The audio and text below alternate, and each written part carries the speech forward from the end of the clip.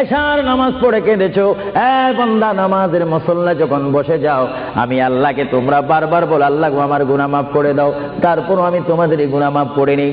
তারপরও তোমরা নিশি রাত্রে মানুষ যখন ঘুমে যায়, তোমার বিবি যখন ঘুম যায়, তোমার ছেলে যখন ঘুম যায়, তুমি নিশি রাত্রে ঠান্ডা পানি দিয়ে ওযু বানিয়ে নামাজের মুসল্লায় বসে তুমি আবার যখন ডাক দাও, রব্বুল আলামিন, পৃথিবীর কোনো মানুষ আমার গুনাহ সম্পর্কে জানে না, তুমি আমার গুনাহ সম্পর্কে জানো।